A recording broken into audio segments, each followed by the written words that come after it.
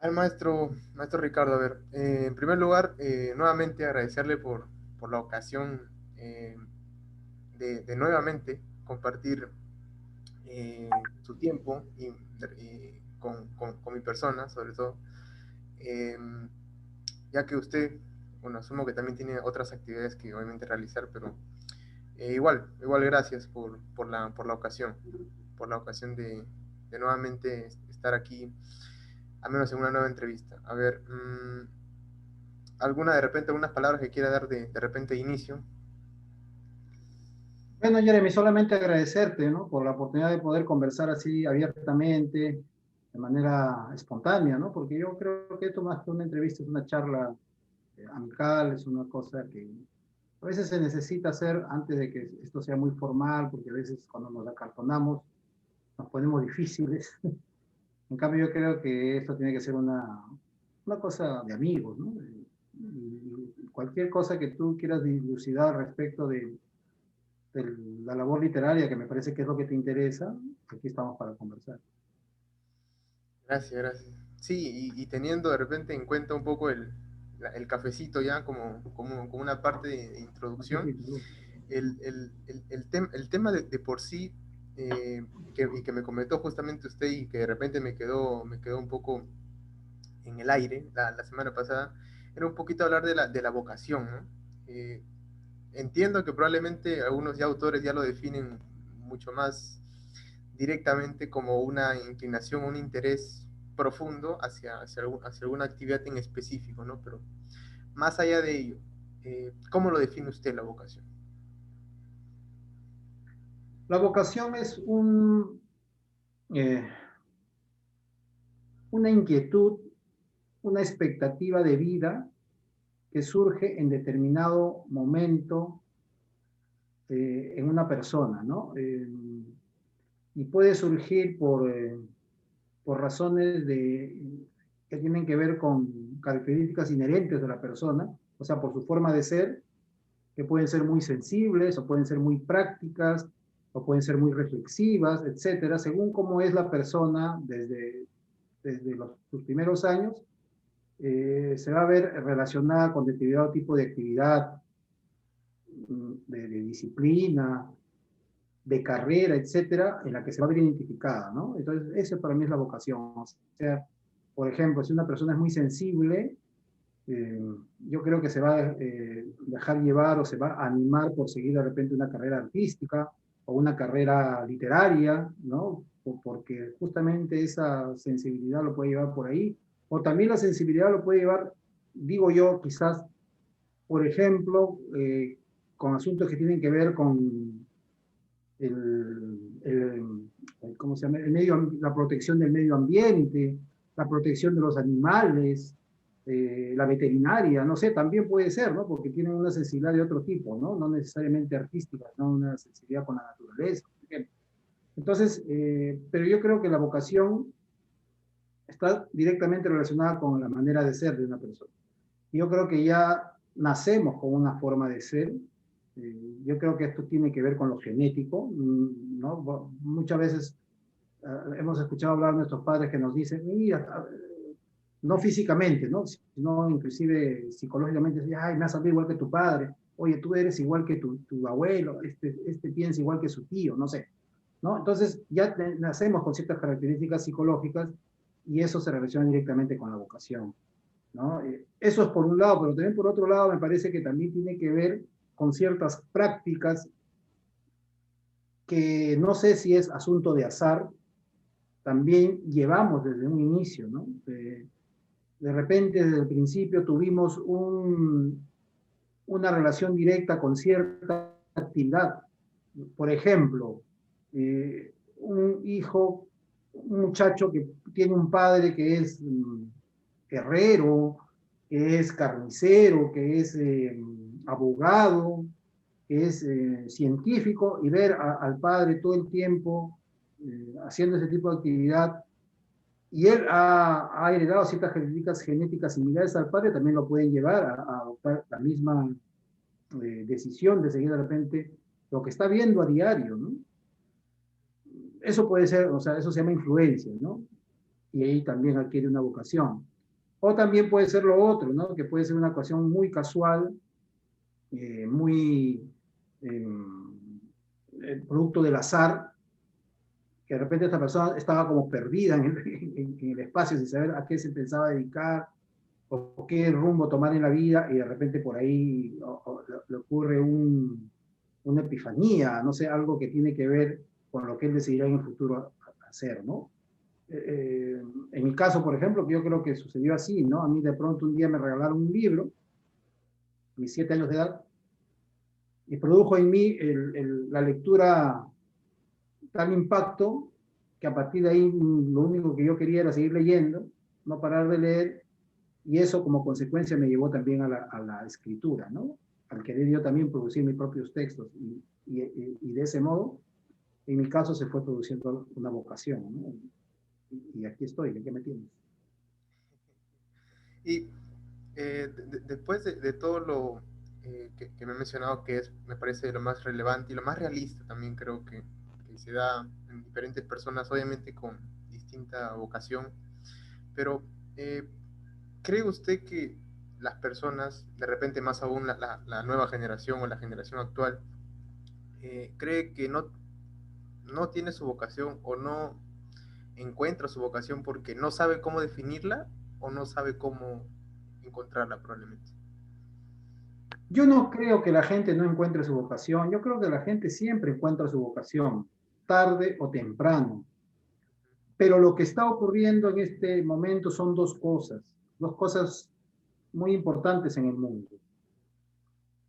Uno, que este mundo actual está fuertemente influido por un manejo social y económico que influye mucho en la manera de pensar. Todos quieren ser exitosos, todos quieren tener dinero, todos quieren hacer muchas compras, todos quieren tener el mejor celular, la gente compite una con otra dentro de un mundo consumista, dentro de un mundo llevado quizás por el capitalismo, y eso hace que la gente solamente tenga un solo norte, un solo pensamiento, una sola orientación de que solamente querer acumular, hacer dinero, riqueza, conseguir una vida acomodada, de confort. Eso les da seguridad, eso los place, y se cree que eso es finalmente el éxito en la vida. Y eh, poco se detienen en el otro lado del ser humano, que es la satisfacción espiritual, la satisfacción que produce el darle, el hacerle caso al espíritu, al alma, a la vocación. Así eso no produzca un éxito económico, ¿no? Entonces hay mucho temor, hay mucho chico que tiene vocación artística, plástica, literaria, musical, o tiene otro tipo de vocación que para este mundo práctico no da dinero, y entonces hay mucho temor, creo yo, de querer expresar su verdadera vocación, ¿no? Hay muchos chicos que quisieran gritar al mundo que ellos quieren ser pintores, quieren ser poetas, quieren ser filósofos, eh, y sin embargo no se animan a hacerlo porque van a tener familiares, padres, amigos, tíos, gente que influye sobre ellos, que va a decir te vas a morir de hambre. Eso no es una carrera, eso simplemente es un hobby, es un pasatiempo.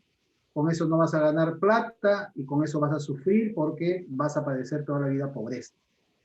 Yo creo que pasa eso, ¿no? Entonces viven tan abrumados, tan aplastados, ¿no? Por este mundo que solamente piensa, en el que solamente se piensa en el éxito económico, que no se animan a expresar su vocación. Pero yo creo que todos tenemos una vocación. Pero obviamente que también está la gente que tiene este tipo de vocación natural, innata, de querer acumular dinero, de querer hacer grandes obras que tienen que ver con negocios, con grandes construcciones, etcétera, que no está mal tampoco, ¿no? Entonces yo creo que siempre alguien tiene una vocación para alguna cosa, sino que no todos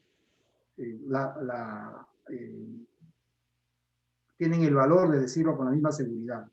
Ahora, por otro lado, hay otro aspecto. A mí me parece que en este momento, en estos años, estamos viviendo una etapa de transición histórica, una etapa de transición importante en la historia de la humanidad.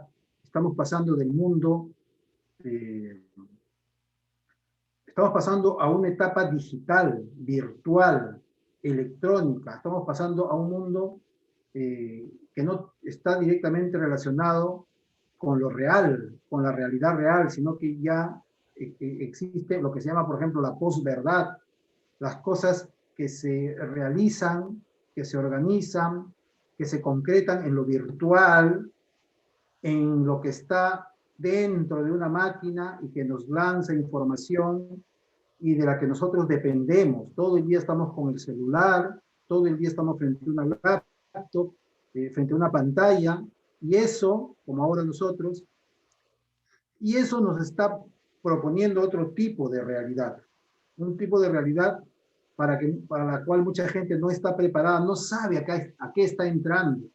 Estamos entrando a un mundo donde de repente va a ganar terreno la robótica, el ser humano va a empezar a ser otro, ¿no? Ya no vamos a ser el ser humano del siglo XX, XIX y XVIII. Las relaciones interpersonales, relaciones sociales también son diferentes.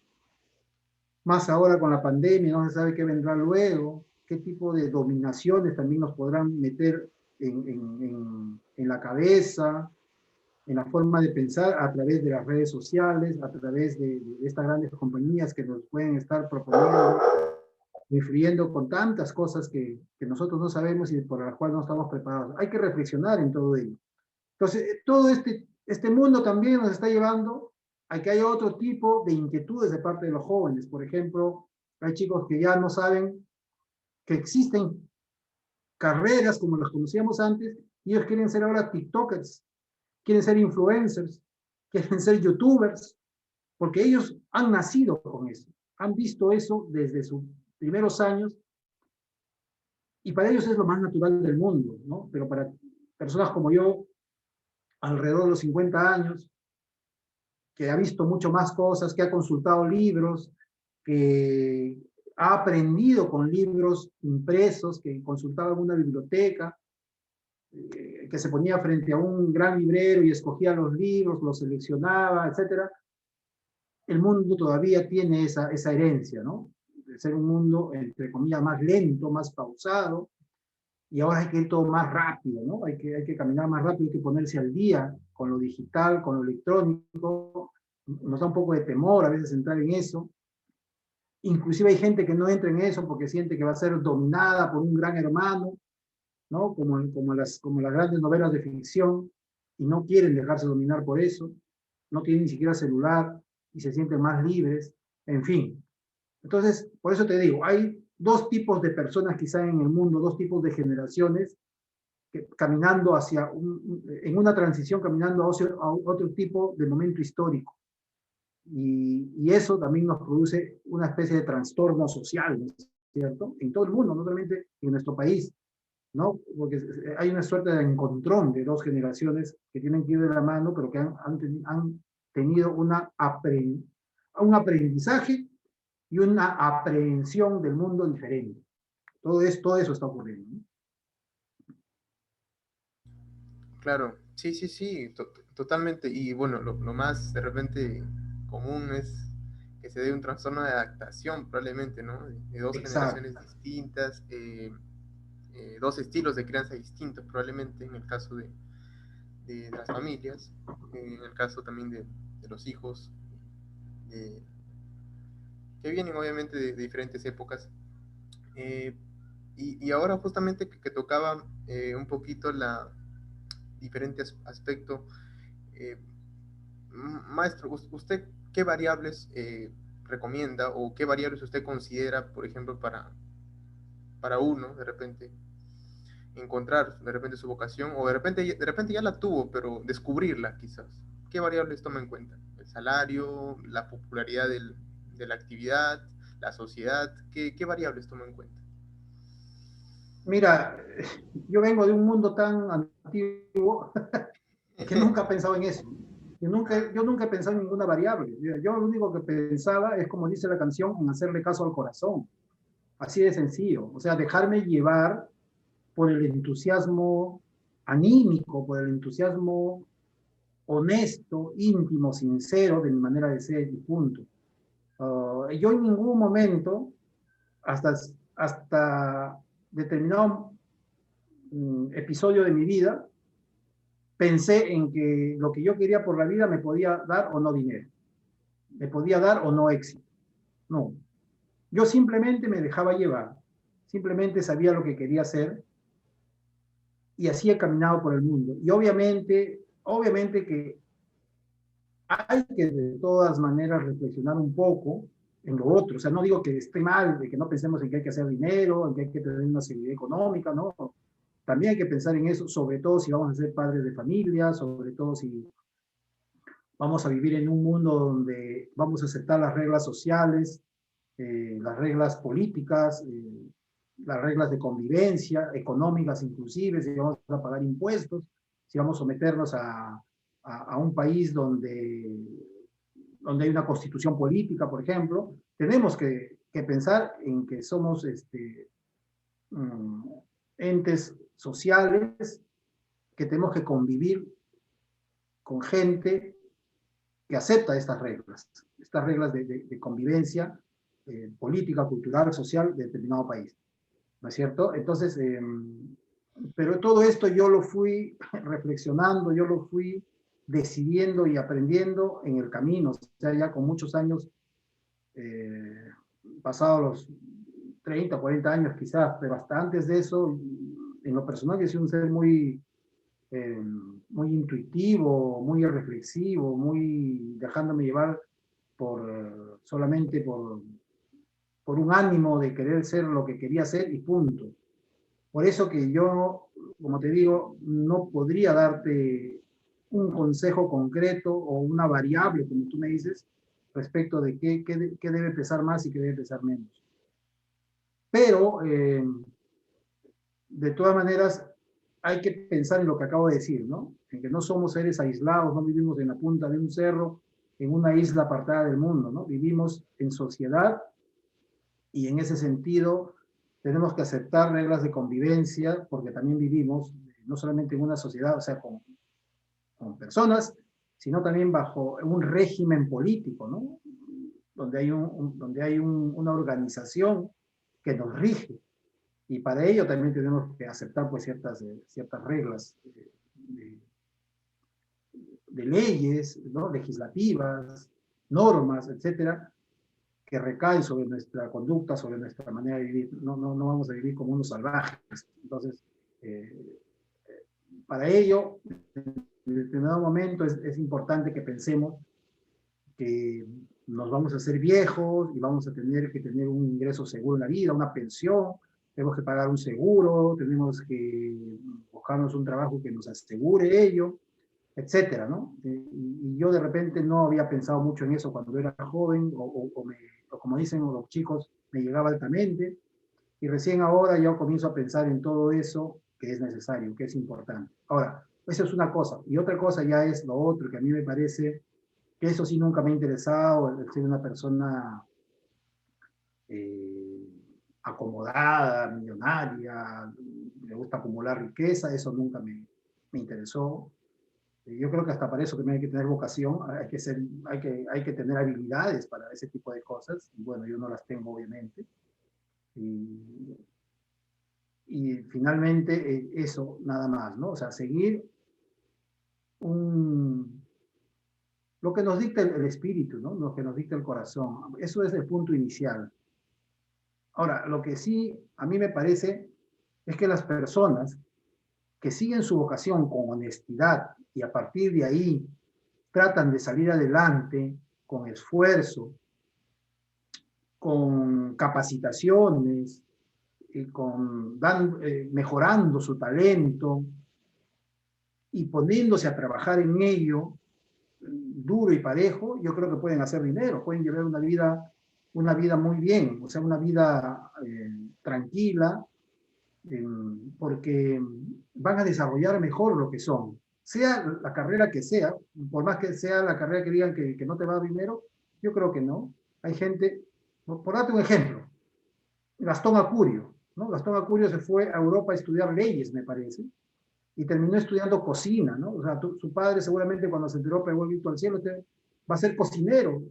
¿Qué va a hacer siendo cocinero en esta vida? Pobre, mi hijo. Y mira lo que es ahora, ¿no? Pero ¿cómo lo logró? Con mucho esfuerzo, conociendo ampliamente lo que constituía su carrera, empapándose de conocimientos sobre su carrera y aplicándolos hábilmente, ¿no? Entonces, él ha llegado a ser un empresario de la gastronomía y entonces ha desarrollado bien su vocación, porque él tenía vocación en la cocina, ¿no? De cocinero, en la gastronomía, y lo hizo bien. Entonces yo creo que así, ¿no? Así como él, hay artistas, hay periodistas, hay filósofos, hay gente que, científicos, por ejemplo, ser científico en nuestro país debe ser difícil, ¿no? Porque ni el Estado apoya la ciencia, no tenemos ni siquiera un ministerio de ciencia y tecnología para empezar. Entonces, imagina cuál es el futuro científico en nuestro país, es terrible, ¿no? Pero si nos sabemos conducir dentro de nuestra vocación, si nos informamos sobre dónde podemos desarrollarla mejor, donde nos van a dar más oportunidades, donde vamos a encontrar mayores conocimientos para nuestra vocación, yo creo que vamos a salir adelante con facilidad y vamos a tener ventajas sobre otras personas que tienen la misma vocación. Todo eso es importante, ¿no? Claro. Sí, sí, sí. Y usted mencionó algo muy resaltante, creo, un poco para hacer el resumen, ¿no? Que es dejarte llevar, ¿no? Y pasa, por ejemplo, me pasó a mí un poco el año pasado, mientras pasaba toda la pandemia, yo no tengo descendencia, por ejemplo, de escritura, de escritor, sí. Mi familia paterna y materna son más inclinados hacia la matemática, y yo soy el único inclinado hacia la parte de las letras, bueno, psicología. Eh, y bueno, me dejé llevar un día por la escritura, y eso, y pese a que uno se cierra, ¿no? Probablemente a veces se cierra a no hacer algo nuevo, algo, no sé, fuera de lo común. Eh, bueno, primero me puse a leer, luego en base a la lectura también uno va sacando de repente la mejor lección o la mejor información que vayas reteniendo, según los libros que vayas leyendo. Eh, y justamente a eso venía mi siguiente pregunta, ¿no? En base a que muchas veces no queremos salir de la rutina, cree que de repente bueno, el miedo a lo desconocido, un poco poniéndolo en contexto, eh, cree que puede ser un obstáculo para no, para no descubrir, yo creo, en sí la palabra, ¿no? La vocación. ¿Cree que puede ser eso posible? ¿Cómo lo ve usted? Sí, efectivamente, el miedo hacia lo desconocido, porque yo hablé ya hace un momento del miedo de reconocerse en determinada vocación, ¿no? Es un miedo social, ¿no? Es un miedo de que te hagan bullying, de que te desanimen, de que te vean como el rarito, como el patito feo, también hay ese miedo. Pero también hay el miedo hacia lo desconocido, ¿no? Hacia que te guste algo y te desanimes porque crees que eh, no vas a encontrar suficiente información o no te vas a sentir cómodo una vez que estás ahí porque te vas a sentir en desventaja frente a otras personas que han alcanzado tanto dentro de esa vocación y no vas a tener de repente la suficiente seguridad, la suficiente compañía o el ánimo de alguien que te diga puedes seguir adelante o la incomprensión, etcétera, ¿no? Hay ese temor, hay ese miedo, hay todo tipo de miedos, pero resulta que a veces la vocación es tan fuerte, eh, está tan, es un fuego tan potente dentro de nosotros que a veces ni pensamos en el miedo, ¿no? Eso tiene que ver con el carácter, ¿no? Con la forja de un carácter también, ¿no? Hay gente que tiene demasiado talento en alguna cosa, pero que nunca lo desarrolla porque también le faltó carácter. Y le faltó una cosa que para mí es importante, más allá de la capacitación, del estudio, del aprendizaje. ¿Sabes cuál es? La ambición, ¿no? Y no me refiero a una ambición económica, ¿no? No me refiero a ese tipo de ambición, sino me refiero a una ambición de vida, ¿no? Hay una frase que dice, estudia y triunfarás. Yo siempre creo que esa frase está incompleta. Yo creo que la frase debe ser, estudia, ambiciona y triunfarás. O sea, tú puedes estudiar todo lo que quieras, puedes ser el genio de tu aula, de tu colegio, de tu universidad, pero si tienes un pensamiento conformista de seguir en lo mismo, vas a seguir en lo mismo. Pero si tú tienes ambición en desarrollarte en lo que te gusta, ahí vas a triunfar, porque nadie te va a parar. Te doy un ejemplo. Yo cuando estaba en la Academia Preuniversitaria, era una academia que al mejor alumno, creo que ya lo he contado esto, no sé, al mejor alumno le daban una beca para Rusia, para la Unión Soviética en esa época, ¿ya? Y este amigo mío que ganó esa beca, que era un sabio en matemáticas y en ciencias naturales, como le llamamos antes a los cursos de química, física y biología, simplemente rechazó la beca porque tenía que ayudar a su mamá a vender ropa en el mercado, ¿no? Entonces, nosotros no podíamos creer, ¿no? O sea, él se iba a ir a la Universidad de Patricio Lumumba en la Unión Soviética, iba a estudiar ingeniería mecánica y ya tenía todas las puertas abiertas, tenía pasaje comprado, todos le habían facilitado esta academia que se llamaba Asociación Cultural Peruano-Soviética, pero él dijo, no, tengo que ayudar a mi mamá a vender ropa en el mercado. No puedo dejar eso. Y a mí me pareció triste. Yo en mi mente decía, ¿cómo no me gano yo esa beca? Y alguien podría decir, pero bueno, iba a dejar a su pobre madre sola, pero yo creo que, no sé, inclusive yo como padre hubiese hecho lo imposible para que mi hijo esté allá y se desarrolle profesionalmente y se desarrolle vocacionalmente, ¿no? Y sea feliz con lo que hacía, con lo que le gustaba hacer, porque a él le encantaba lo que hacía. Pero bueno, él pensaba más que tenía que quedarse en su ciudad y seguir haciendo lo que estaba haciendo, porque a mí me parece que en el fondo lo que él tenía era lo que tú dijiste en el principio. Tenía miedo, tenía temor. Le tenía temor al éxito, podría ser, al éxito personal sobre todo. ¿No? Le tenía miedo a eso y no tenía ambición. ¿No? Yo creo eso también.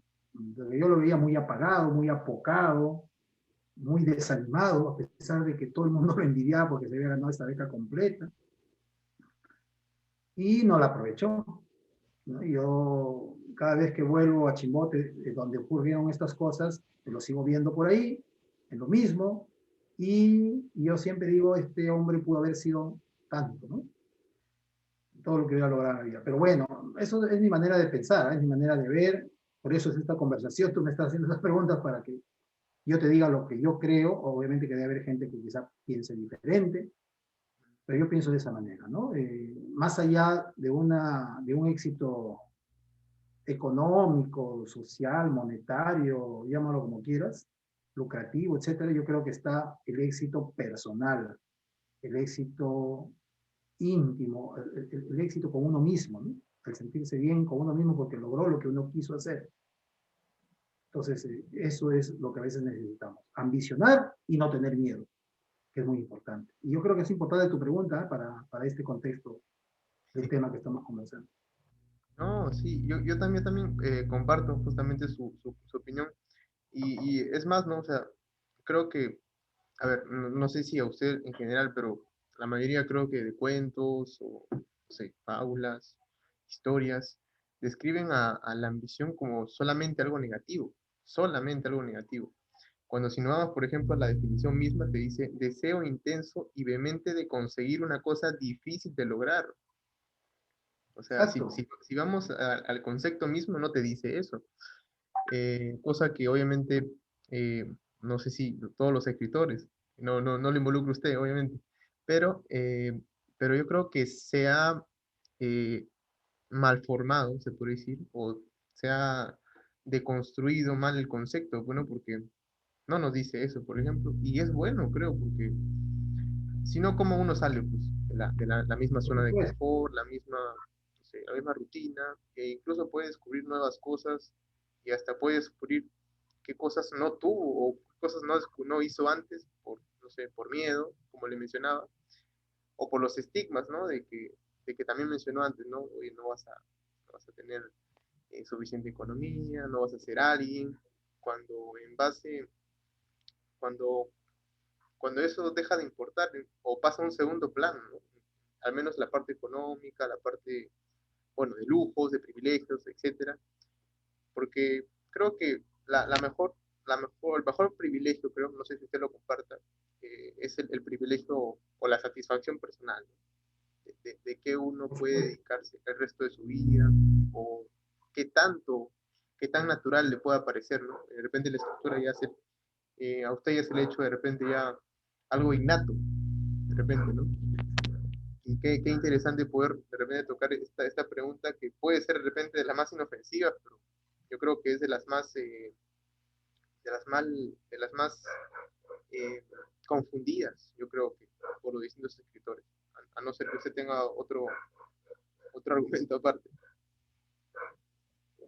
No, no, estamos de acuerdo, creo, ambos en lo mismo, ¿no? Estamos de acuerdo y es importante, ¿no? Es importante que la persona en determinado momento de la vida se sincere consigo misma, ¿no? Ese, esa introspección, ese viaje al interior que uno siempre se debe y se debe hacer, yo creo que el gran cúmulo de personas no lo hace, ¿no? Ni siquiera lo imagina.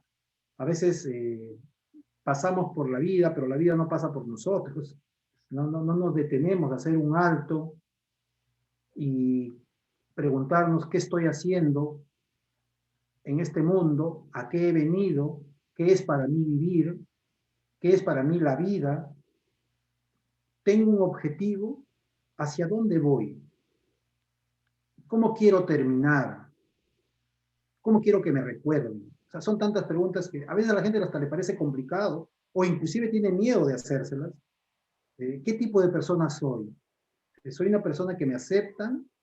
¿La gente finge ante mí? ¿Tengo capacidad para amar? O sea, hay tantas preguntas que a veces uno se debe hacer y, y no las hace por falta de atrevimiento, por falta de honestidad, por desconocimiento, por tantas razones, ¿no? Pero yo creo que son necesarias y vas a ver cómo vamos a redescubrirnos, ¿no? Una vez que uno encuentra respuestas para todo ello de una manera honesta, se redescubre, ¿no? Vuelves a encontrarte a ti mismo. De repente has perdido el camino y encuentras nuevamente el camino y emprendes una nueva manera de vivir, una nueva manera de ser. De repente dejaste postergada tantas cosas en el camino y las retomas y vuelves a hacer. A veces has perdido cosas, has perdido seres queridos, has perdido oportunidades, eh, has perdido dinero inclusive, ¿no? Has perdido tantas cosas y eso te cambió. No solamente te cambió el humor, te cambió hasta la manera de pensar en la vida, pero a veces eh, simplemente te pasa eso simplemente porque te enfureciste y eso te desbarrancó por un tipo de vida que no mereces o que no debe ser. Entonces, si te detienes a pensar, a volver sobre tu interior, te redescubres e inclusive te retroalimentas. O sea, ¿cuál es la palabra? Las experiencias de otras personas te pueden ayudar, ¿no? Te pueden ayudar a limpiarte, a mejorar, y tú a partir de ahí también experimentas la experiencia de dar, ¿no? Lo que has aprendido a otras personas. Entonces, todo eso uno lo va, yo creo que no solamente te lo da los años, sino también te lo da el conocimiento, la información. Y es ahí que es tan importante la lectura. Y cuando digo lectura no me refiero solamente a lectura de obras literarias, ojo, a la literatura no específicamente, sino a todo tipo de lectura, a todo tipo de libros. Por eso yo creo que, me parece que en la entrevista pasada conversábamos de que ahora yo no me dedico solamente a lectura de literatura, sino que ya me he entrado a todo, ¿no? Estoy leyendo de todo porque ya siento que necesito alimentarme de más, ¿no? Necesito conocer todo tipo de experiencias del conocimiento, me hace falta. Y no solamente para mi vocación, sino inclusive para mi propia educación personal. Y obviamente eso uno la puede compartir muy bien, ¿no? La puede compartir y con ello inclusive ayudar a las personas. Entonces, es importante, no solamente para que te dé cultura general la lectura, sino inclusive para mejorar como persona.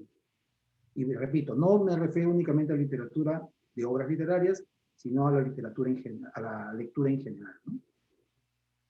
Claro, y también un poco voy a reducir a lo que mencionó respecto a la vida, ¿no? Cuando uno se redescubre. Y aquí, por ejemplo, hace unos días, aquí justamente en el blog que va a salir este video, eh, mencionaba una frase o resaltaba una frase de Pablo Coelho que dice, por ejemplo, todo el mundo parece tener una idea clara de cómo los demás deben vivir sus vidas, pero no tienen ni idea de cómo vivir la suya. Yo creo que hace un poco a referencia de lo que usted mencionaba, ¿no? De reencontrarse, incluso hasta a veces por un hecho en particular o alguna anécdota en particular, uno recién cambia, ¿no? Espera que, por ejemplo, no sé, de repente su manuscrito que ha escrito todo el año, eh, por X motivo hubo un incendio en casa, recién hace que ese hecho hace valorar más de repente tu escritura y de repente ya no lo ibas a tener en papel, sino de repente ya lo publicas de repente, una editorial, ¿no? Entonces, ¿qué relevante puede ser también un hecho para también creo que construir un buen carácter, ¿verdad? Sí, y no solamente hechos de ese tipo, ¿no? Hay ¿Mm? hechos inclusive más traumáticos, ¿no? Por ejemplo, liberarse de la muerte, ¿no? Sobrevivir a un accidente, no sé, sobrevivir a un terremoto, a una enfermedad, a El librarse del COVID, cáncer, no sí, sé, o sea, hay cosas que nos va a cambiar totalmente y a veces ese tipo de hechos son pues las que nos llevan a este momento, a lo que decía hace un momento, detenerse en el camino, ¿no? Y replantear la vida, ¿no? Y darnos cuenta pues de que la vida tiene otras características más allá del hecho de que debe caminar tan rápido, buscando a veces cosas que son irrelevantes, ¿no? Que no son tan importantes, no son tan esenciales como, eh, en primer lugar, el mejorar uno mismo, el mejorar uno mismo en todo punto de vista, y luego los seres que tenemos a nuestro lado, ¿no? Que son nuestros padres, nuestros hijos, nuestros seres amados, etcétera, que son tan importantes y que a veces dejamos de lado, ¿no? Que no tomamos importancia, o que las vemos, no las consideramos como deben ser, ¿no? No las conocemos inclusive como lo suficiente y las mal juzgamos, ¿no? Y las dejamos de amar inclusive y las dejamos de querer porque las medimos con nuestra propia vara y no las medimos con, con, una, con una manera de pensar más amplia, más justa, más equitativa, ¿no? No las comprendemos a ellos en su esencia y las queremos comprender desde nuestra manera de ser, lo cual es un error, ¿no? Entonces, eso también hay que tomar en cuenta, ¿no? Hay que tomar en cuenta que, como dijiste tú hace un momento, estos hechos traumáticos son los que a veces nos van a dar un golpe en el cerebro, en el corazón también y en el alma y nos van a llevar a retomar un rumbo diferente en la vida. claro, sí, sí, total. Y esto pasa, ¿no? Pasa, puede ser, como decía antes, ¿no? Puede ser algo inofensivo, pero termina siendo hasta a veces ofensivo para algunos, ¿no? Cuando se les dice ese tipo de situaciones. Eh, a ver, eh, a ver, Ricardo, te quería, bueno, ya está más claro que este es su vocación. O sea, ya no le puedo preguntar porque está más claro que el agua, pero si bien me comentó un poquito de que esto de su vocación empezó por la lectura, específicamente le regalaron un libro, pero cuénteme un poco de cómo, o mejor dicho, qué pasó después. ¿Siguió escribiendo de repente en hojitas o de repente eh, siguió escribiendo todos los días? ¿Qué pasó después de repente de ese libro que le regalaron? ¿Cuál fue su actitud? No, no, yo siempre lo que nunca he dejado de hacer es leer, ¿no? Nunca he dejado de leer. Y a mí la lectura lo que me dio fue el despertar del interés, no solamente por la literatura en sí, sino del interés por muchos otros aspectos de la vida, como por ejemplo, eh, cómo está constituido este planeta, ¿no? Por los países, por las culturas, por la formación del mundo, el, el no considerar una teoría en sí como la única, el considerar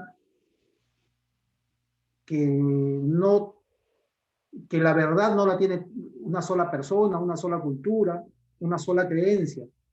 Que hay muchas culturas, muchas etnias, muchas doctrinas que creen tener la verdad y la defienden, la gente se mata y muere por ello, y eso porque es así, ¿no? Hay que ir detrás de los conocimientos que tienen todas estas culturas para que uno se encuentre a sí mismo y tenga su propia verdad. Así esto pueda parecer egoísta. Eh, entonces, a todo eso me llevó la lectura, a querer conocer más del mundo y de la vida, ¿no? Más allá del hecho de seguir aprendiendo más en la propia literatura, en la propia narrativa, en la propia poesía, el seguir interesándome en autores, en escritores, en estilos, en géneros, en corrientes literarias, etcétera. Ahora, pero también la literatura me llevó a eso, a empezar a tener mis propias preferencias.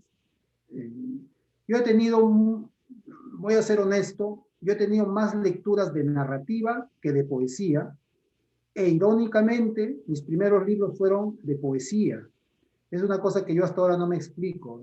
Yo empecé publicando poesía, mis primeros libros están basados en este género, porque de repente la poesía que llegó a mí, la lectura de poesía que llegó a mí un poco tarde, de repente me golpeó más que la narrativa, por su fuerza estética, por su fuerza artística, pero también por su fuerza reflexiva, ¿no? Porque yo empecé a leer todo tipo de poesía, de todos los estilos, y encontraba que en la poesía a veces había mucho conocimiento en muy poquito, en esencia, en frasco pequeño. Y eso a veces es contundente para el aprendizaje de la persona, ¿no? Y un poema está contenido no solamente a veces en los libros, inclusive en la música. Gabriel García Márquez creo era el que decía que, no sé cómo es la frase, que un bolero es casi equivale a una novela, ¿no? Porque en un bolero puede estar, en unas cuantas líneas puede estar la esencia de la vida, que es un poema, tanto como en una gran novela de él mismo, del propio García Márquez. Entonces, yo creo que eso me dio la poesía, y por eso que yo creo que empecé a hacer poesía antes que novela, porque por sus características estéticas me golpeó, me, me, me animó más a querer más la literatura. Entonces, ¿cuál fue el camino posterior al inicio de la lectura y al hecho de querer seguir leyendo más y más? Fue el hecho de empezar a practicar ya mi propia escritura, pero empezando por la poesía, ¿no? Yo empecé por la poesía.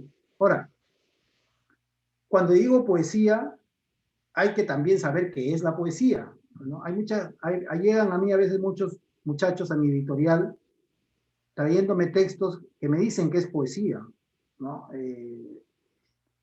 Yo no sé si por desconocimiento, yo no sé si animados por el entusiasmo, o yo no sé si porque han leído a veces muy desordenadamente, o que puedan haber leído bastante poesía, pero a veces desordenadamente, y aparecen contextos sui generis, ¿no? Contextos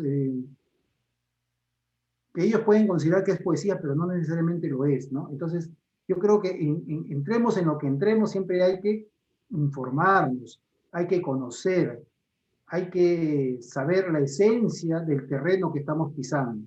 Si yo digo que hago poesía y quiero hacer poesía, pues voy a internet, voy a los libros y digo, a ver, ¿qué es poesía?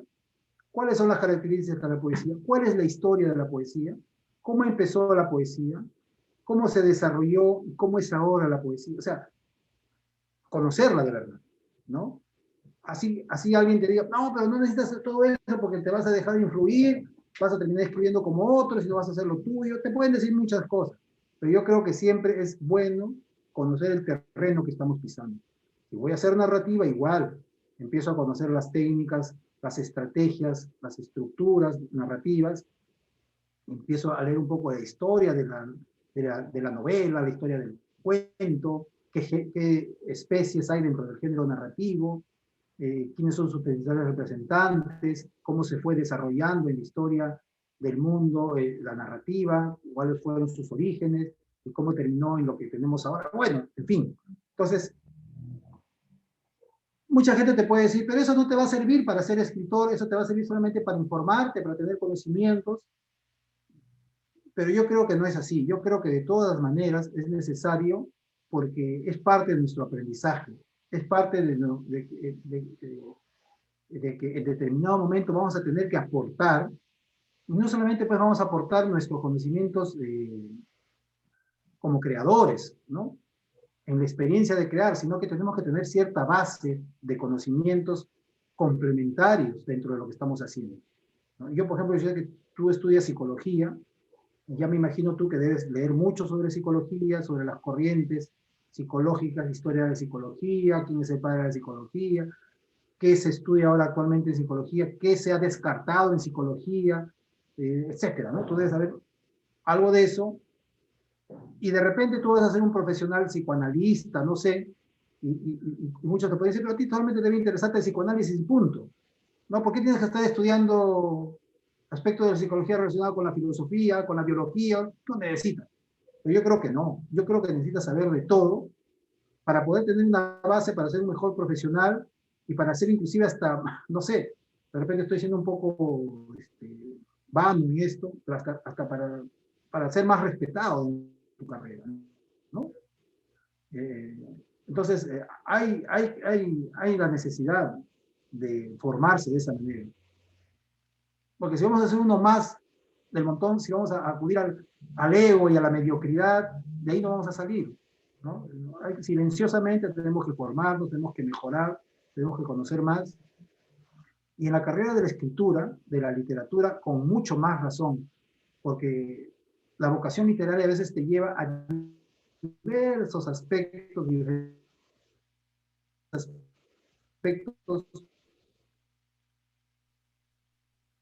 temáticos, argumentales, desarrollar mejor nuestros argumentos, plasmar mejor nuestros personajes,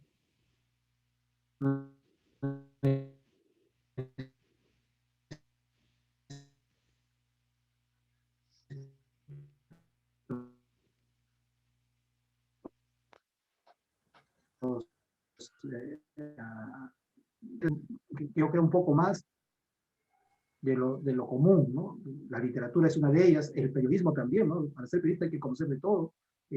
Hace poco escuchaba periodistas de los nuestros, periodistas inclusive entre comillas quizás, que cuánto les faltaba desarrollar su vocabulario.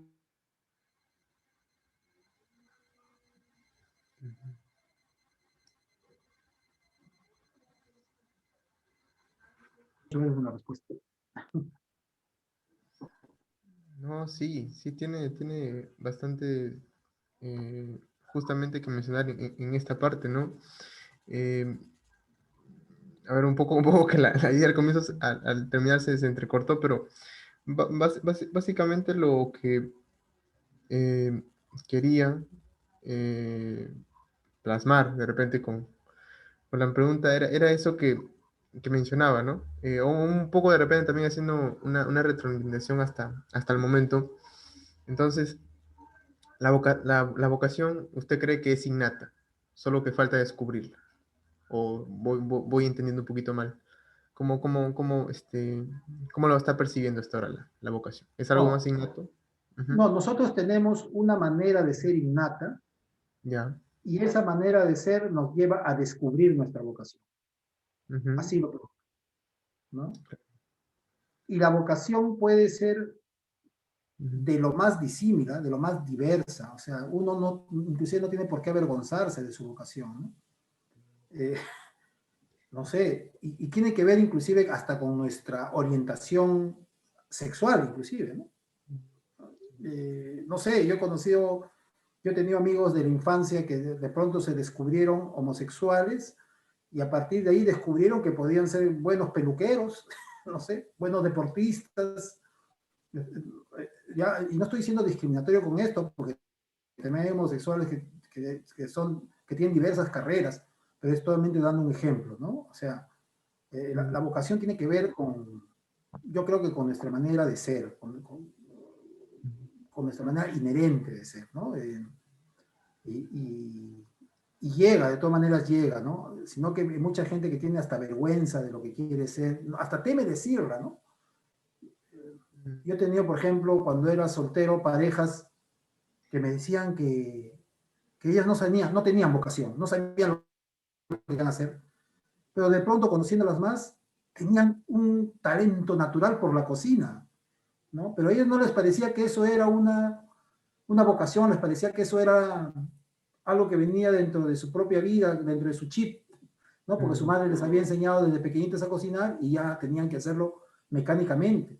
Pero de pronto yo descubría que sí, porque conocían muy bien su paladar, conocían muy bien cómo aderezar, cómo sazonar, qué ingredientes eran mejor para determinar comida, que no, cómo servir mejor, qué tipo de olla servían para... O sea, tenía un amplio conocimiento y lo decían con tal, ¿cuál es la palabra? Lo decían con tal amor, con tal cariño, con tal entrega, que yo decía, tu vocación es esa.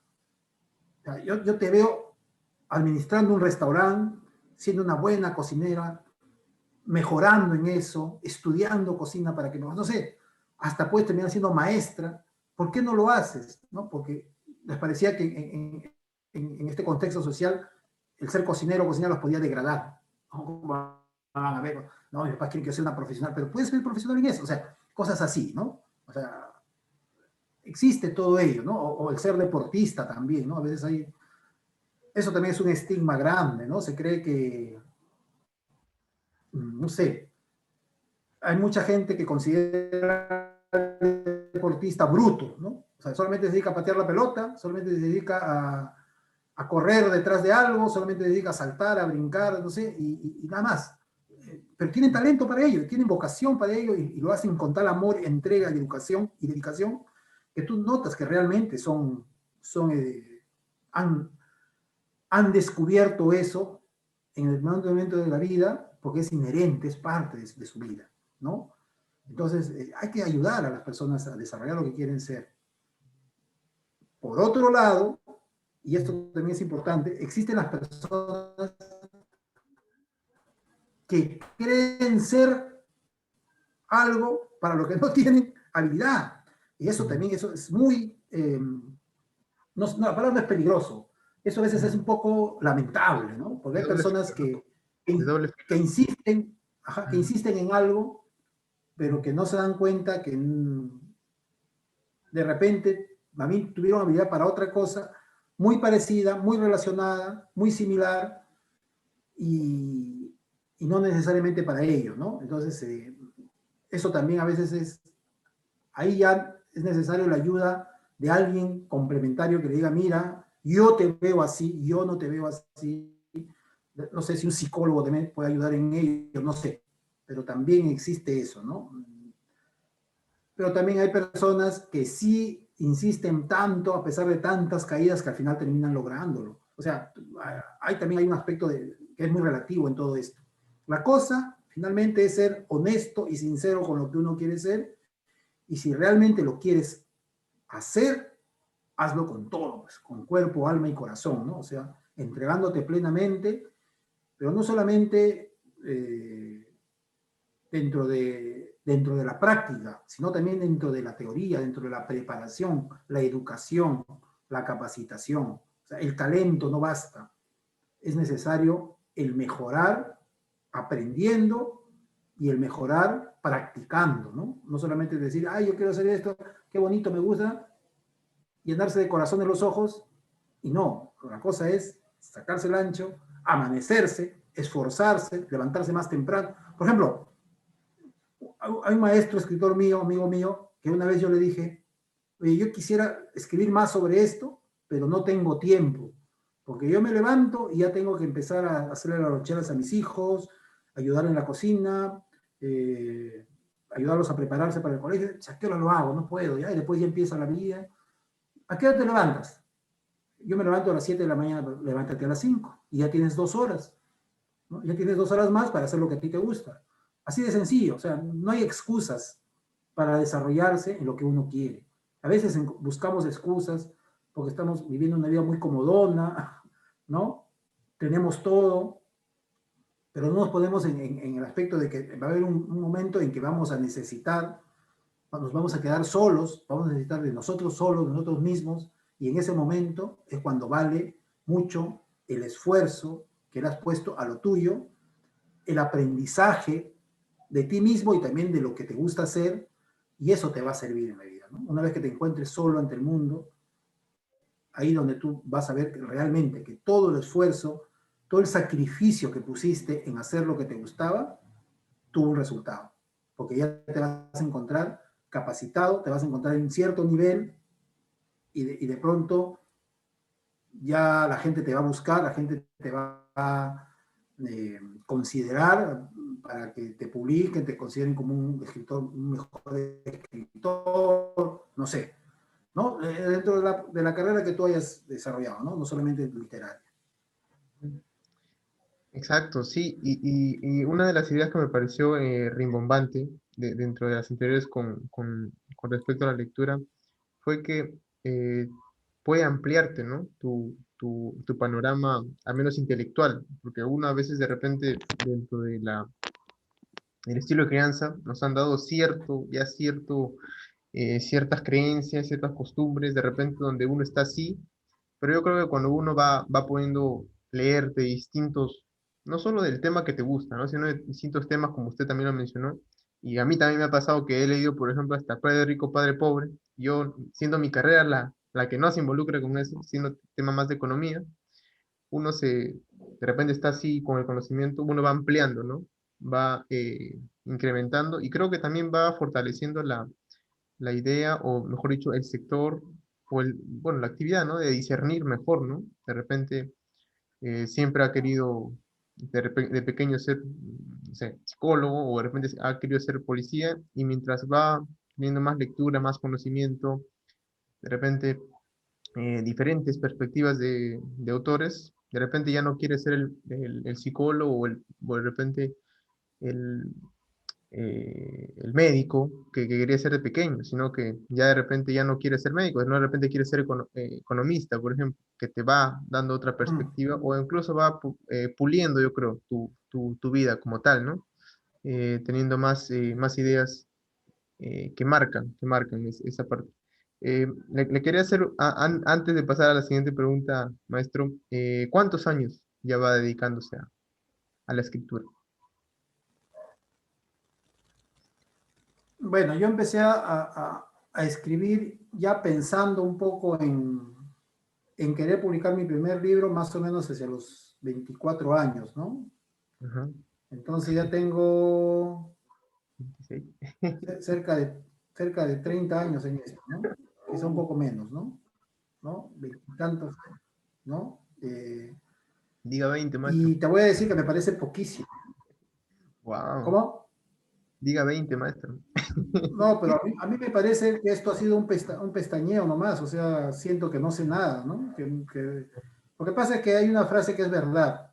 Cuando uno empieza un nuevo libro, es una nueva experiencia, es como empezar de cero, es como si no supieras nada, es como que recién estás aprendiendo a hacer las cosas desde cero, porque es así, o sea, siempre, siempre una nueva experiencia creativa trae muchos temores, inseguridades. No creas que porque uno ya tiene alrededor de 50 años ya se siente escribir con una seguridad y bla, bla, bla. No, todavía uno sigue pensando en cómo entrar mejor en este libro, cuál es la mejor manera de manejar los diálogos, si este escenario es el mejor, o sea, es el más decisivo, es el más importante o no, o es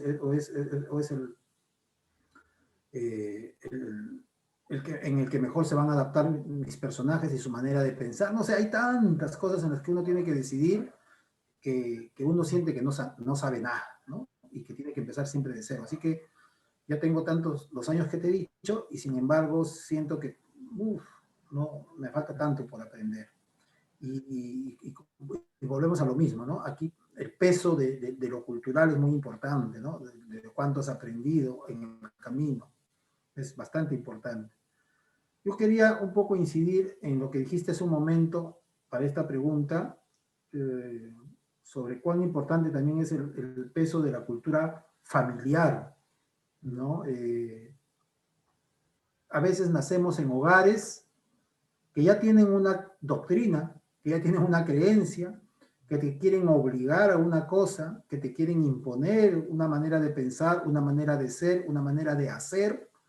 Y qué difícil es a veces batallar con eso, ¿no? Qué difícil es salirse de eso, qué difícil es convencer, persuadir a nuestros padres, a nuestra familia, porque a veces no solamente es relacionado con lo nuclear, sino también con todo el aspecto más amplio de la familia, ¿no? A veces nacemos en el seno de una gran familia que tiene una gran tradición de cocineros, de una gran tradición de sastres, ¿no? De confecciones de algo, no sé, de abogados, de ingenieros, y a veces se nos quiere imponer eso, ¿no? O en el seno de una familia muy cristiana, o en el seno de una familia musulmana, no sé, y si nosotros queremos escapar a eso, se nos va a crear un estigma, ¿no? Eres la oveja negra de la familia, qué cosa, eres la vergüenza de la familia, ¿por qué? ¿Qué, cosas, qué te hemos hecho nosotros para que no seas feliz, para que no quieras ser como nosotros? No sé, se nos va a decir tantas cosas, ¿no? Y para eso también nos prepara la lectura, también nos preparan los libros, ¿no? Para inclusive salir de todo ello, ¿no? Inclusive hay hasta películas que tienen relacionadas con todo eso, ¿no? Los chicos ahora tienen tantas armas con las que cuentan para aprender sobre ese tipo de problemas. Por ejemplo, esta película Coco, ¿no? Infantil, ¿no? Sobre este chiquito mexicano que quería ser músico, pero toda su familia se había dedicado a confeccionar zapatos, creo, ¿no? No recuerdo bien. Entonces, él tenía esa marca familiar de la tradición, ¿no? Y de pronto descubre una razón, ¿no? ¿Por qué era que pasaba eso? Entonces, pero qué difícil a veces resulta poder salirnos de este enfoque tan tradicional, tan marcado, y que a veces nos puede anular, nos puede, no sé, echar a perder hasta la propia vida, ¿no? Si nos dejamos envolver, convencer de que hemos nacido para una sola cosa y no debemos salir de ahí. Eso es terrible, ¿no? Eso debe ser terrible. Y hay inclusive culturas en países donde ocurre eso, ¿no? Los países musulmanes sobre todo, ¿no? Por ejemplo, ahí las pobres mujeres tienen que vivir con una burka encima, no pueden ni siquiera mirar nada. Uf, eso para mí es el horror, ¿no? Debe ser, es de terror, ¿no? Qué terrible debe ser vivir bajo esos parámetros. No quiero ni siquiera imaginármelo, ¿no? Sí, sí. Por eso la lectura para mí es una forma de ser libre, ¿no? De liberarse. El conocimiento te hace libre, ¿no? Inclusive la Biblia dice eso, ¿no? La verdad te hará libre, ¿no? ¿Qué es la verdad para mí? El conocimiento, ¿no? La información. Eso te libera, ¿no? Te libera de tantos prejuicios, de tantos estigmas sociales, de tantas creencias populares, mmm, familiares, ¿no? Hay que salirse un poco de todo eso. Así a veces nos ganemos el odio, ¿no? Porque a veces hasta eso nos ganamos, la incomprensión, el La odio. negación. La negación también, ¿no? Ya deja de ser el hijo, La ¿eh? negación, ¿no? Exactamente, ¿no? Y bueno, y esos son a veces nuestros objetivos de vida, ¿no? Luchar contra eso, ¿no? Es necesario a veces. Entonces Sí. ya me estoy poniendo un poco triste, ¿no?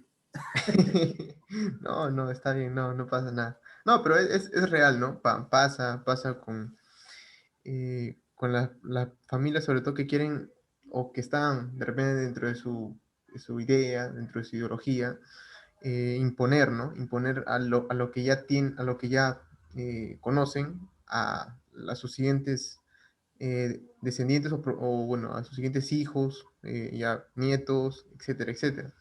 Pero esto a la larga se convierte pues en un tormento emocional, pues, ¿no? Porque realmente la persona no va a disfrutar de lo que está haciendo, o solamente lo va a cumplir por cumplir, ya no va a haber pasión, no va a haber dedicación, no va a haber seguramente que constancia, lo más seguro como dentro de las consecuencias, ¿no? Eh, Mm. bueno, ya me respondió con respecto a la interrogante que quería plantear, pero también había otra que me llamaba mucho la atención y que en algún momento se le quería hacer.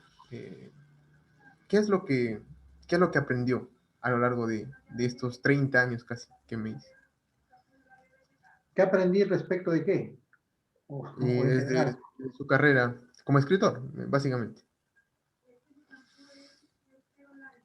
Bueno, en primer lugar, lo que uno aprende Ujú, es lo importante de la disciplina, ujú, ¿ya? Y a veces, a pesar de que la aprendemos, no la practicamos, sí, ¿no? Pero una cosa importante para la carrera del escritor es, uno, la disciplina, hacerse un horario, hacerse un método, y para ello es muy importante autoconocerse, o sea, conocerse a sí mismo, en qué momento del día es mejor para uno escribir, cuántas horas le puedes dedicar a lo que te gusta hacer, o sea, a escribir, porque yo creo que no hay fórmulas para escribir. Esto de que es mejor escribir en la mañana, es mejor escribir en la noche, es mejor escribir cuando estás bien comido, es mejor escribir con el estómago vacío, no sé, eso son opiniones, pero para mí no son fórmulas. Primero, uno mismo tiene que conocerse, ¿no? mm, ¿Qué es lo para ti más cómodo, perdón, en qué momento del día para ti es más cómodo escribir? Y eso a veces no tiene que ver únicamente con determinada... a veces pasas de un estado civil a otro y ya cambias tu manera de vivir. A veces ya no, a veces adquieres más responsabilidades, nuevos trabajos, y eso te anula, a veces ya no te da tiempo para escribir. Bueno, entonces, por todo eso, a veces uno mismo tiene que conocerse, ¿no? Y saber cuál es el mejor momento para ponerse frente a la computadora. Para mí, sigue siendo la mejor fórmula, para otros de repente no, escribir temprano, en la mañana, ¿no? Eso para mí siempre es casi un mandato. Y a partir de ahí uno se impone una disciplina. Muchos te dicen, es importante que escribas todos los días, aunque sea una línea, aunque sea un poquito, ¿no? No, pero no todos, para no todos es lo mismo, ¿no? Hay gente que puede dejar de escribir durante años, y durante ese tiempo han estado aprendiendo, han estado informándose, han estado adquiriendo conocimientos, han estado viajando, conociendo más del mundo, de la vida, de las culturas, etcétera, y todo eso le va a servir para que unos años después se siente frente a la computadora y la plasme en un libro, ¿no es cierto? Pero hay gente que no, que si no escribe un día, siente que se muere, ¿no? Que le falta aire, que no puede respirar, que es como que no se alimentó también, ¿no? Entonces, cada quien, según se conozca, va a encontrar su propia fórmula y se va a hacer su propia disciplina. Segundo, perseverancia. Eso también he aprendido haciendo literatura. No desanimarse, no rendirse, no creer que porque un libro fracasó, eres malo, eres un perdedor, no eres bueno para eso, porque tú sientes que lo escribiste con todo tu corazón, con toda tu alma, y el resultado a veces es, a veces nadie comentó tu libro, nadie malo, que no les había emocionado, te pueden decir muchas cosas. Y eso no significa que seas un mal escritor, eso no significa que no seas honesto con lo que haces, que no te has esforzado en lo que haces, sino que significa simplemente que hay momentos buenos, hay momentos malos, y que te sirven para aprender de ti mismo, y que te sirven para aplicar lo que acabo de decir, perseverar. No, no me salió bien, no conseguí lo que pensaba, no lo logré, persevero, hago el intento de un nuevo libro, planteo mejor las cosas, aprendo más y lo vuelvo, o lo que quiero es reescribir el libro o de repente un nuevo libro con más armas, con más herramientas para que me salga un mejor resultado, un mejor producto. Entonces, disciplina, perseverancia. Yo creo que esas dos características son las que son más importantes en la literatura. Y lo otro, obviamente, como ya lo dije hace un momento, formarse, estudiar, capacitarse, adquirir conocimientos, llenarnos de información. Eso también es muy importante. Mejorar tu vocabulario, saber que tu herramienta es la palabra y la palabra la tienes que conocer en su amplitud.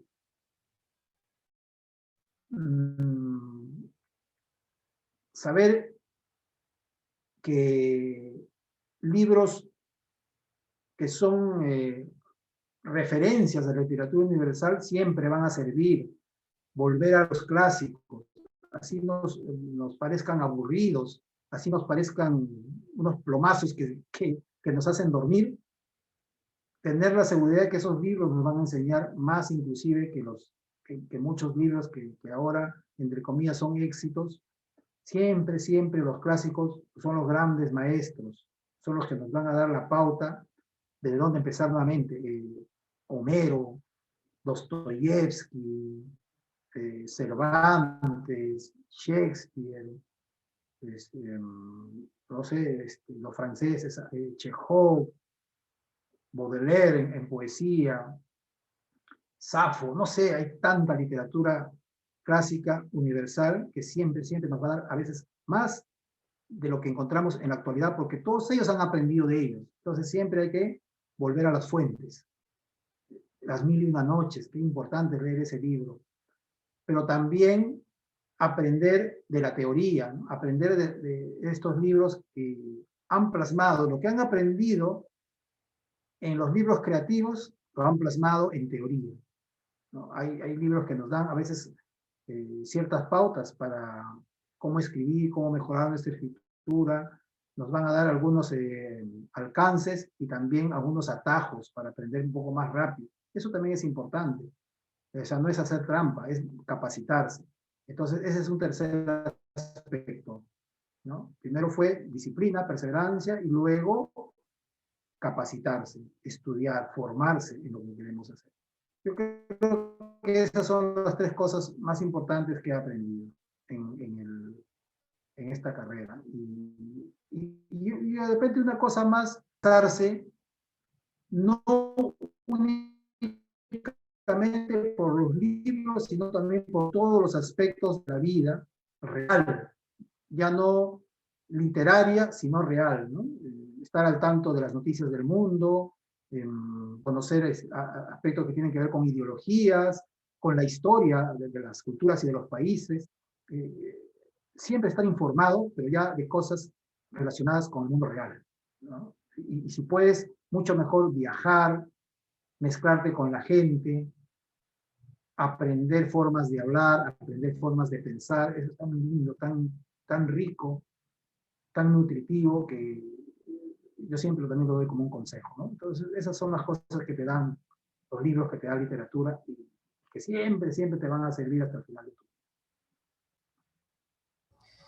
Por supuesto, y yo creo que dentro de lo que yo tengo como opinión o lo que a veces predico a mis amigos, a mis colegas, es que muchas veces los autores que escriben cualquier libro, creo que te pueden ahorrar hasta incluso una vida de repente, ¿no? De lo que todavía no has podido pasar, pero que ellos ya pasaron y que te van a través de ese libro como que plasmar todo, un poco, un pedazo de su cerebro, ¿no? De todo el conocimiento que hayan tenido y lo vayan obviamente a compartir, ¿no? Para que tenga más reflexión en las personas que lo vayan a leer, más allá de que este libro sea netamente focalizado para jóvenes, para adultos, o también de repente para alguna inclinación en el caso de la política, ¿no? Eh, Ricardo, le quería hacer una pregunta, pero no sé si me la va a responder del todo porque ya depende a su, bueno, a su juicio crítico, ¿no? Eh, en qué se suele inspirar Ricardo Young para escribir? Me suelo inspirar según la etapa de mi vida. O sea, yo creo que para eso no hay medida, ¿no? O sea, uno se puede inspirar en cualquier cosa que tenga que ver con la realidad, con la irrealidad, con lo fantástico, con lo fuera de este planeta, con lo universal. Uno se puede inspirar en cualquier cosa. Pero por lo general uno se inspira, yo creo, en aspectos de la vida que lo marcan, ¿no? Y que uno arrastra a lo largo de su vida. En lo personal, yo me suelo inspirar, por ejemplo, en aspectos relacionados con mi infancia. Porque de repente, y esto tú como psicólogo de repente me lo puedes explicar mejor, porque de repente yo no he resuelto aspectos que tienen que ver con mi infancia, ¿no? Yo sigo volviendo a mi infancia, pero no para eh, narrar cosas necesariamente muy infantiles, muy ñoñas, o sea, muy engreídas, no sé, ¿no? Muy niñitas, sino para más bien enfocar aspectos eh, que trauman o traumatizan a la infancia, que marcan a la infancia, que rompen la inocencia en la infancia.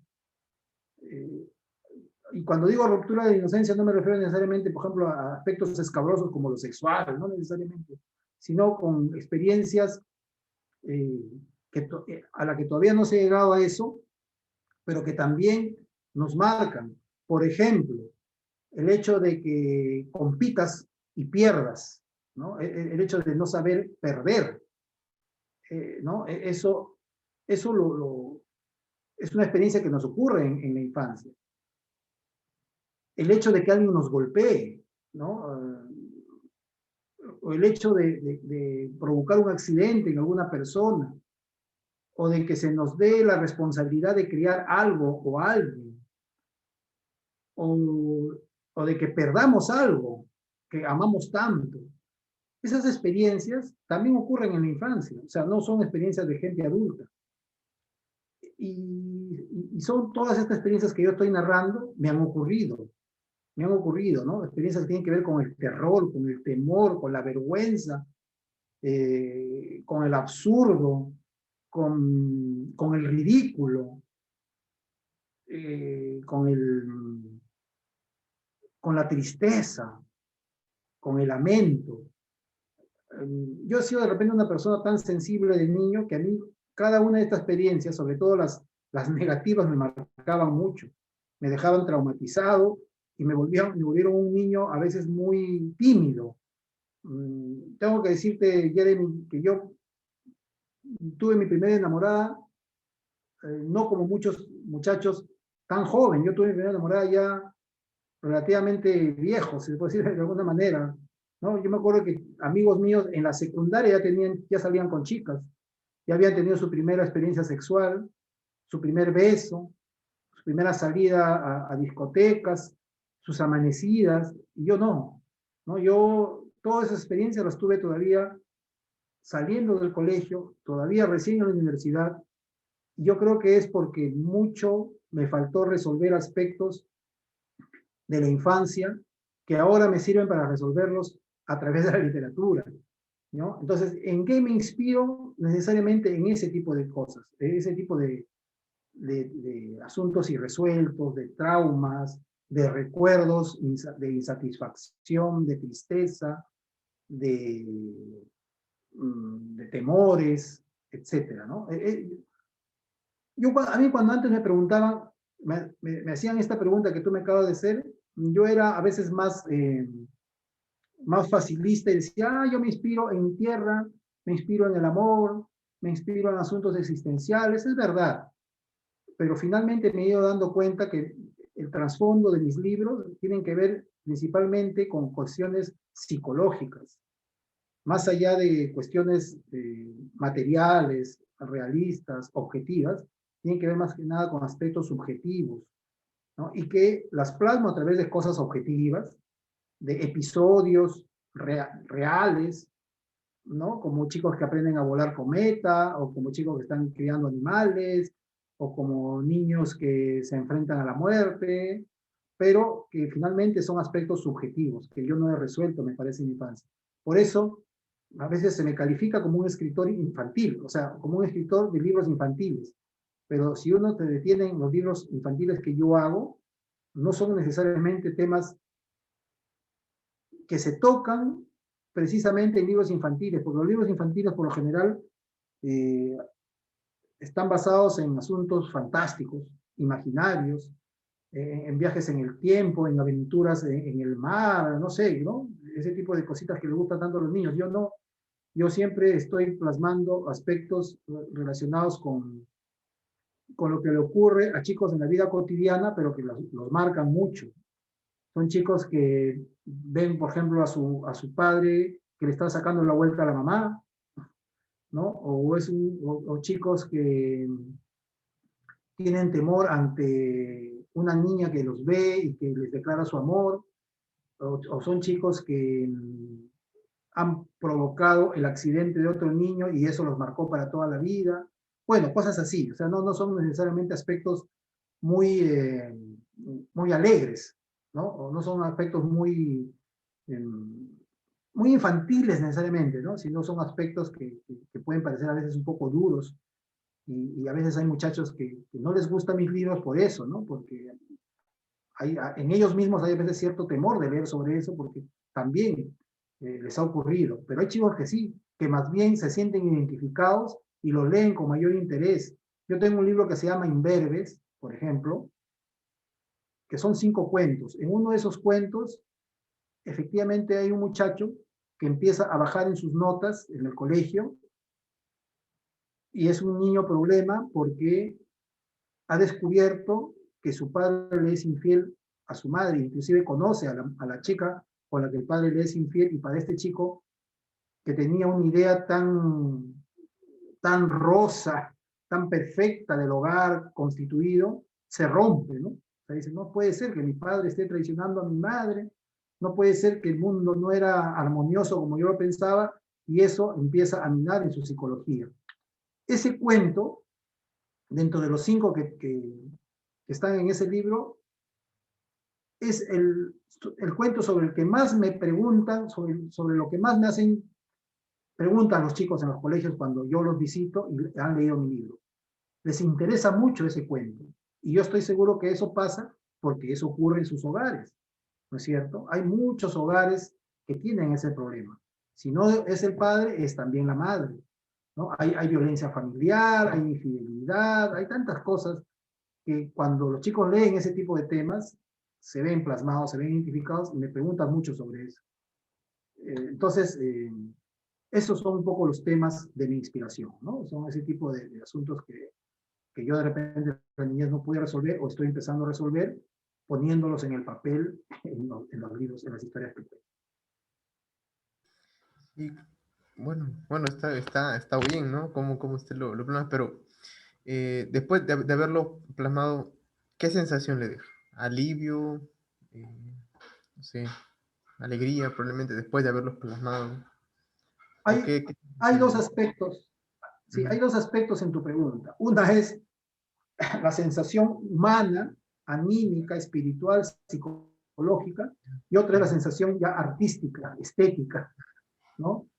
Eh, Respecto a la primera, justamente alguien, un familiar mío el otro día me preguntaba, porque él veía, en este, por ejemplo, último libro mío que se llama Una cometa azul, lo que ocurre en ese libro es que justamente lo que te acabo de contar hace un ratito, un niño, el protagonista, provoca el accidente de otro niño a quien lo deja cojo para toda la vida, ¿no? Entonces es un aspecto traumático, ¿ya? Y esa cosa ocurrió conmigo. O sea, en la vida real, un chico y yo trepamos un tablero de baloncesto y yo por mi vehemencia lo empujé al chico. Lo empujé, hice que se caiga y que se rompa la pierna. Y este chico se lo llevaron con la pierna rota a su casa llorando y yo me quedé trastornado con lo que vi, ¿ya? Y yo creo que eso lo he superado poco a poco. Y entonces alguien me preguntó por ahí, oye, Ricardo, ¿y lograste superar eso? Mm. Y cuando a mí me hicieron esa pregunta, yo mismo me puse a pensar, ¿y logré superar eso? ¿Ya? Y yo, ¿quieres que te diga una cosa? Yo creo que sí. Yo creo que por eso escribí ese libro, ¿no? Justamente para de alguna manera hacer catarsis, ¿no? Hacer una autoterapia y resolverlo en el libro. Porque yo me quedé insatisfecho con eso. Mira, esto me pasó a mí cuando yo tenía 7 años, 6 o 7 años, era muy chiquito. Y este niño era mayor que yo, tenía 9 o 10 quizá. Y yo recuerdo, todavía tengo la mirada del niño en el suelo, mirándome con desconcierto, con odio, con muchas cosas, ¿no? El muchacho lloraba de dolor y me miraba como diciendo, ¿qué me hiciste? ¿No? ¿Por qué me has hecho esto? Pero yo no lo había hecho a propósito, fue un accidente. ¿Ya? Este es un capítulo, un episodio de mi vida que en mi familia nadie ha sabido, que siempre me lo he guardado, ¿ya? Y yo recuerdo haberlo visto a este chico después de un tiempo, con una cojera realmente, quedó así. Pero yo nunca, no sé por qué no trascendió esto, no llegó a mi casa, o sea, los docentes, los profesores no investigaron, fueron negligentes, no llegaron a contarle nada a mis papás, o sea, ellos todavía pensaron de que esto había sido justamente un accidente y nada más, y lo resolvieron desde la familia del chico que se accidentó, pero conmigo no pasó nada, pero yo sabía en el fondo que yo había causado esto, y bueno, yo creo que hice este libro para un poco resolver eso. Entonces, eh, tú me preguntabas qué me deja este tipo de cosas, yo creo que sí me deja de repente de alguna manera una especie de, no sé si la palabra sea alivio, pero sí un poco que me libera, ¿no? De estos pensamientos, de estos remordimientos que me han sujetado o y que he cargado sobre la espalda, ¿no? Y que aparecían en momentos de mi vida, pero no siempre, ¿no? Si no tuviera una vida, pues, terrible, ¿no? Están pensando solo en eso, ¿no? Eso no es así. Afortunadamente tenemos una característica psicológica que se llama olvido, ¿no? Y que nos permite vivir con alivio. Bueno, ahora, por otro lado está el aspecto estético, artístico. Eso a veces a mí me interesa, inclusive ahora a mi edad un poco más, porque siempre estoy esperando la respuesta del lector, ¿no? Hay libros en los cuales el comentario de ellos ha sido casi unánime, ¿no? La mayoría me ha dicho, muy bien, está bueno tu libro, qué bacán, me ha gustado, te salió bien, sí me atrapaste desde el principio y está bien. A veces los comentarios han sido unánimes. Hay otros libros donde los comentarios son 50-50. Hay gente que te dice, bien, lo lograste, lo hiciste, me gustó, pero hay otros 50% que dicen, ¿sabes qué? No pasó nada. No me emocioné, no lo hiciste bien, no te entiendo, ¿qué quisiste hacer? ¿Por qué escribiste eso? No pasa nada, ¿ya? Entonces, ese tipo de cosas me dejan a mí desconcertado. Total, ¿lo logré o no lo logré? ¿Está bien mi libro? ¿Está feo mi libro? Finalmente, ¿qué debo pensar sobre eso? Y lo otro está, y hay dos aspectos más. Otro es cuando todos te dicen que está mal tu libro. Así ahí ya no hay vuelta que darle, ¿no? Perdí mi tiempo, pues, ¿no? O sea, hice un libro muy apurado, me equivoqué en el planteamiento, estuvo mal trabajada la estructura, la técnica, el estilo, el lenguaje, lo hice mal, y mi vuelta que dar, el libro es malo, y eso fue una experiencia negativa, y mejor olvidarla, y hasta te arrepientes de haberlo publicado, ¿no? Eso pasa a veces con libros o a veces con cuentos, ¿no? Yo recuerdo en el año 2005 haber publicado dos cuentos en un libro que se llamaba Invención de la Bahía, donde participábamos 5 cuentistas, 5 escritores, cada uno con dos o más cuentos. Yo participaba con 2 cuentos.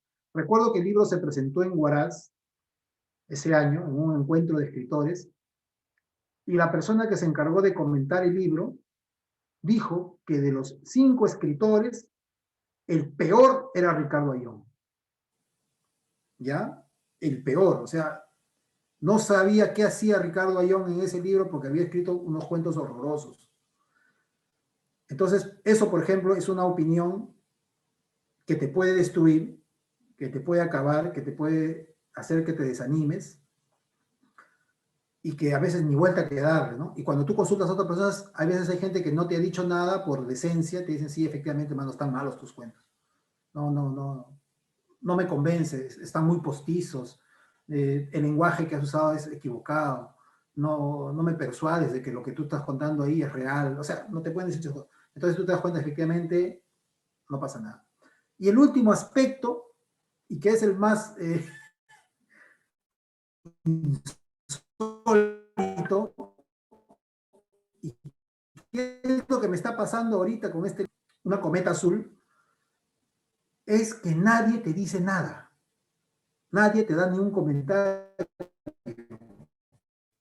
¿Ya?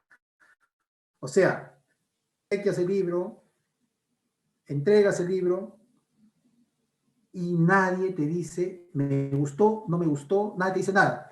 Te agradecen y punto. Entonces tú te quedas en el limbo, te quedas como que, bueno, ¿a este pata le ha gustado o no le ha gustado? ¿Lo ha leído o no lo ha leído? ¿Me va a decir algo o no me va a decir algo? ¿Cuál es el resultado de su lectura? ¿Qué comentario tiene? No te dicen nada. Sobre este libro ya he tenido hasta 2 presentaciones que sí han sido satisfactorias, o sea, los comentaristas han hecho una buena reseña del libro, o sea, me refiero que han analizado bien el libro, han interpretado el libro, pero no han llegado a decir lo que a veces un escritor quiere escuchar, si le gustó o no le gustó. ¿Ya? Hasta ahora solamente hay 2 personas que me han dicho, sí, el libro está bien. Uno nomás me ha dicho, me gustó, lo recomiendo, pero a veces hay personas que a ti te interesan que te comenten el libro, ¿no? Hay personas cuyo comentario te interesa más que otras, no sé si me dejo entender, porque son honestas, porque no te van a mentir, y esas personas hasta ahorita no me dicen nada sobre si les gustó o no les gustó el libro, ¿ya? Entonces yo a veces tengo que pensar que su silencio es cauto porque de repente no me quieren decir que no les gustó el libro. O de repente puede ser que el libro les ha parecido un libro más, o sea, que está bien escrito, pero que, o sea, hay que unirlo, hay que juntarlo con los otros libros que tengo y son parte de mi bibliografía y punto, ¿no? Entonces, todavía yo estoy en eso, ¿no? Estoy como esperando qué me van a decir. Entonces, esos son los 2 aspectos que uno espera de la escritura de un libro. Uno, resolver aspectos psicológicos, personales, íntimos, anímicos, y otro, conseguir comentarios que te sean sinceros y que te digan si les gustó o no les gustó el libro, ¿no? Esas 2 cosas principalmente. Eso es básicamente lo que uno creo que, a menos en lo personal, yo espero de mis libros, ¿no? Nada más, ¿no? Ya después el conseguir éxito económico, el que tu libro sea traducido, se difunda, tenga un gran tiraje, no sé cuánto, yo creo que eso ya viene por añadidura poco a poco, ¿no? Obviamente que eso también puede ser resultado de que el libro es bueno, obviamente, ¿no? Pero a veces también tiene que ver mucho con la editorial con la que la publicas, tiene que ver mucho con en manos de quién está tu libro, en manos de quién cae tu libro también, ¿no? Porque a veces puede ser que tu libro sea bueno, pero ahí nomás queda porque no cayó en un buen editor que lo supo difundir, ¿no? Que supo buscarle traductores, mejor distribución, etcétera, y tu libro puede terminar en el olvido, a pesar de que sea bueno. O sea, eso es complementario, pero de todas maneras uno también se tiene que preocupar en esos aspectos. Y en lo personal a veces yo no me preocupo en eso porque no tengo tiempo. estoy tan ocupado en tantas cosas, aspectos familiares, laborales, no sé, o relacionados con mi propia literatura, que a veces, de lo que menos me preocupa a veces es de darle mayor difusión a mis libros, y yo creo que eso está mal, ¿no? También me tengo que interesar en eso. No sé si he respondido a tu pregunta. No, uff, doctor, quiere, bueno, maestro, quiere que le diga la verdad. Me ha respondido tres Ah, preguntas en una sola intervención. chama- Yo creo, mucho yo hablo, creo que ¿no? está bien. No, yo creo que está bien. Hoy ha estado muy, con mucha fortaleza en su aspecto psíquico, creo. Pero, Falta un diván acá, un diván. bueno, no, no, y que creo, cada parte de usted creo que es, y se lo digo con todo respeto, es como una mina de oro, la verdad. Yo lo veo de esa perspectiva, ¿no? Lo veo muy, muy interesante, muy agradable. Por eso, nuevamente, la invitación para la entrevista. De repente, ya un poco ya para finalizar, o ya, bueno, ya entrando a estas dos preguntas, para finalizar, ¿recuerda usted o se le viene en mente algún comentario que haya sido, obviamente, positivo, pero del que más se le venga en mente? Y otra es, ¿tiene o le gustaría mencionar alguna enseñanza para compartir con el público? Ya para culminar.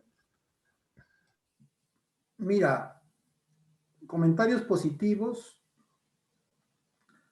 A veces uno espera más que de un crítico, de un periodista, de un académico, no sé. A veces uno espera un comentario positivo de una persona, inclusive hasta de un familiar, de una persona cercana, o de una persona que para uno es un referente, o un amigo que es muy crítico también, a pesar de que no sea un crítico formal, académico, oficial, ¿no? Yo recuerdo mucho que yo siempre tenía mucha expectativa, y esto es una confesión que si la ven mis amigos de Chimbote van a decir qué curioso. A mí siempre me causaba mucha expectativa lo que opinaba sobre mis libros un amigo, escritor, poeta en Chimbote, que se llama Dante Leca. Escritores, poetas de la década del 80, acá en Lima también lo deben acordarse un poco de él. Yo a él siempre lo vi un poco como una especie de guía de lectura de poesía, ¿ya? O sea, cuando hablábamos con él, casi siempre hablábamos de poesía, y con él aprendí un poco a descubrir algunos libros de poesía, un poco que me llevaba hacia autores que yo había leído, yo había escuchado, pero que no los había leído a fondo, ¿no? Y él me decía, tienes que leer a estos. Por ejemplo, hay un grupo de escritores norteamericanos conocidos como la generación Beat, o los Beatnik, ¿no? Están Gregory Corso, Allen Ginsberg, Ferlinghetti, todos ellos, estos escritores medio hippies. Yo de ellos siempre había escuchado hablar, pero alguien como Dante Leca me los presentó formalmente, me prestó libros y me hizo conocer a esos escritores que me ayudaron, en mi caso, a soltar un poco mi expresión lírica, ¿no? A soltarme un poco, a desinhibirme un poco. Él también me ayudó a conocer a escritores, a un escritor que ganó hace poco el Nobel, el premio Nobel, y que recibió muchos comentarios negativos, como ese de Bob Dylan, ¿no? Bob Dylan es conocido más que nada como compositor y músico, pero es un buen poeta, es un gran poeta, y alguien como Dante Leca en Chimbote me hizo leer algunos de sus libros, y yo me quedé sorprendido de los buenos poemas que tenía Bob Dylan. Por eso cuando Bob Dylan ganó el premio Nobel, a mí en lo personal me gustó, no me pareció mal, me pareció porque en el fondo es un buen poeta Bob Dylan. Me hizo conocer a Dylan Thomas, que es un escritor europeo que también me ayudó a entender mucho de la poesía de los años 60 en el Perú, por ejemplo. Me hizo conocer a ver, un libro como Anábasis de Saint John Peirce, eh, que al principio me parecía tan cansado, tan difícil, pero que conversando con él me hizo verlo de otro modo, me hablaba de una manera tan didáctica que me llegó a gustar. Bueno, en fin. Entonces, cuando yo publicaba un libro de poesía, siempre quería saber un poco la opinión de Dante Leca, ¿no? De esta persona que para mí era alguien que me ayudaba a conocer mejor la poesía. Y nunca me daba comentarios positivos, o a veces no me comentaba nada. Hasta que mi último libro de poesía publicado, que se llama Un poco de aire en una boca impura, se lo di con mucho temor, porque yo sabía que él es sincero, honesto, es crítico, y desde Chimbote me escribió un comentario por correo y me dijo: yo creo que recién estás escribiendo poesía. ¿Ya? O sea, imagínate, ¿no? O sea, para él todo lo que había hecho anteriormente todavía era un periodo de escarceos, de aprendizaje, de que como que estaba intentando hacer poesía, ¿no? En cambio, para él este último libro me dijo: está bien, ¿no? Tienes una influencia de Juan Ojeda. Juan Ojeda es un poeta de culto de los años 60. Yo creo que estás haciendo poesía, ahora sí estás haciendo poesía, por lo que me dijo, ¿no? Y eso para mí fue un importante comentario, ¿no? O sea, yo lo esperaba más que cualquier otro comentario que aparezca en un periódico, lo que quieras. Eso para mí fue como una voz de ánimo, ¿no? Algo que me dijo, bueno, finalmente hice algo relativamente satisfactorio, ¿no? ¿No? O sea, no estoy descaminado. Y eso, ese yo creo que es uno de los comentarios que a mí más me han agradado dentro de todo esto. Eh, Dentro de todo este camino de la literatura, ¿no? De que alguien que para mí fue alguien como un pequeño maestrito me diga: ahora sí veo que estás haciendo poesía, ¿no? Entonces, eso para mí fue... Él quizás ni se acuerde, ¿eh? Ni se acuerde quizás de que me he hecho este comentario, porque yo creo que para él fue así rápido, ¿no? Pero para mí sí fue importante.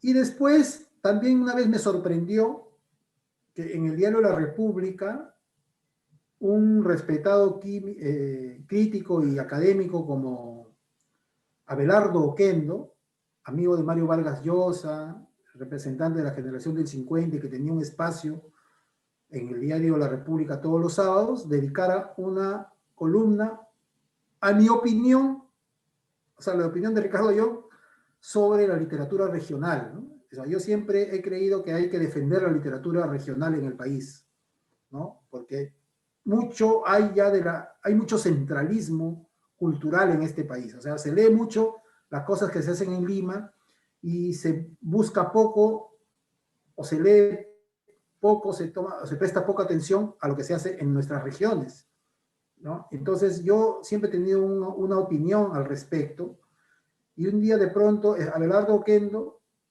que para mí pues, fue un hombre muy importante en la literatura del siglo XX en el Perú, le dedique una columnita a mi opinión sobre ello, ¿no? Entonces eso me gustó mucho. Eso fue para mí un comentario breve, pero muy importante, ¿no? Que me dio cierta tranquilidad. Y finalmente, otro aspecto que me parece muy importante, no sé por qué, es lo que opine mi familia, ¿ya? Mi familia, porque yo siempre he creído que mi hijo, mi hermano, sobre todo ellos dos, mi hermano y mi hijo, me parece que son bien honestos, o sea, son bien sinceros con lo que yo escribo, o con lo que ellos encuentran en lo que yo escribo, ¿no? Y o sea, siento que ellos nunca me van a mentir, ¿no? Me van a decir: yo creo que acá le falta, yo creo que no lo lograste, yo creo que esto está bien, etc. Y siempre, para mí, ellos, lo que me digan es un comentario imparcial, es un comentario imparcial, y hay que un poco escucharlos a ellos dos, sobre todo. Entonces, esas son las tres cosas que para mí son importantes relacionadas con lo que tiene que ver los comentarios respecto de mi trabajo. ¿Había otra pregunta? ¿Cuál era? Me Bueno, olvidé. no, alguna enseñanza o reflexión que de repente quiera compartir ya como para terminar la entrevista al público. Bueno, yo creo que dentro de lo que hemos conversado ya he dicho muchas cosas sobre reflexiones y enseñanzas, ¿no? Sí, sí, sí. Lo único que, no sé, que yo podría decir es que seamos honestos con lo que hacemos en literatura. O sea, insistamos en ser escritores En primer lugar, si nos va a hacer feliz. O sea, si realmente nos va a producir felicidad esto. Porque hay mucha gente, Jeremy, que quiere escribir y publicar libros por envidia, por pose, por, por figurar, ¿ya? Por personalismos, por egocentrismos, pero no necesariamente por hacer literatura, o sea, por querer hacer literatura, por, mm, por hacerle caso a la vocación, por honestidad con lo que quiere hacer, ¿no?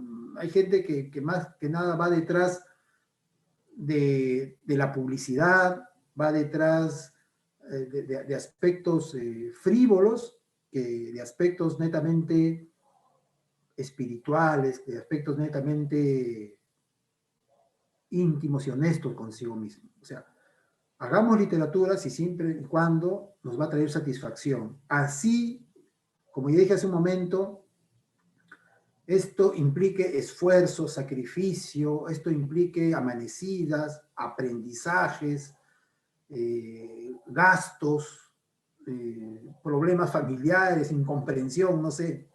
Así esto implique todo ello. Si a pesar de todo ello somos felices, insistiendo en ser escritores, hagámoslo, ¿no? Porque sinceramente la literatura, el escribir, pero escribir de verdad, de manera disciplinada, sacrificada y preparándose en esto, educándose en esto, implica mucha incomprensión de parte de la familia, de la pareja, de los amigos, burlas, bullying, no sé, ¿ya? Y últimamente inclusive porque hasta cada vez se hace mal y se hace de manera muy caótica, muy confusa. Hay mucha gente que cree que es literatura, cosas que no lo son. Hay mucha frivolidad, mucha ligereza en la literatura. Y ya la gente no se preocupa por ganar palabras para su vocabulario. Hay mucha gente que cree en fórmulas, en talleres, en que alguien les va a decir cómo escribir y no necesariamente es así. Uno lo aprende en el terreno, uno lo aprende escribiendo, leyendo,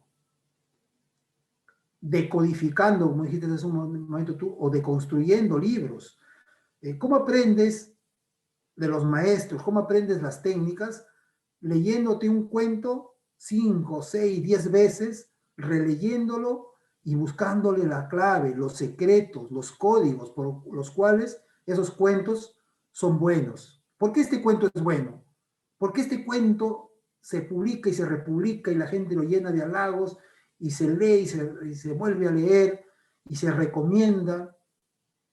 Y ha pasado siglos y ha pasado años, ¿y por qué sigue existiendo? Es porque es bueno. ¿Pero por qué es bueno? Me dicen que es por esto, por esto, por esto, pero tú también lo tienes que descubrir. Tú también lo tienes que descubrir. O sea, tú también decodifica, deconstruye el cuento, desgájalo, desármalo y vuélvelo a armar, y de esa manera aprendes. ¿Ya? Esas son las cosas que hay que hacer para aprender a escribir. Y esas cosas te tienen que hacer feliz. O sea, si tú crees que eso también te va a traer dificultad, enojo, incomodidad, ira, no sé, yo creo que no estamos tan preparados para escribir. Pero si eso a mí nos produce interés, felicidad, internarnos en ese mundo del que sabemos que vamos a aprender y vamos a salir enriquecidos,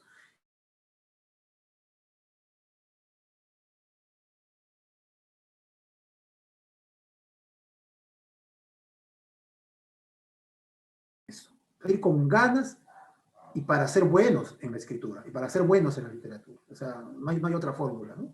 Eso yo creo que es lo más importante. Esas son las palabras que podría darle, la recomendación honesta que podría dar a las personas que quieren meterse al difícil mundo de la literatura. Difícil, pero grato, hermoso, si lo hacemos con el corazón, si lo hacemos felices y no torciéndole la boca a las cosas que implican el escribir.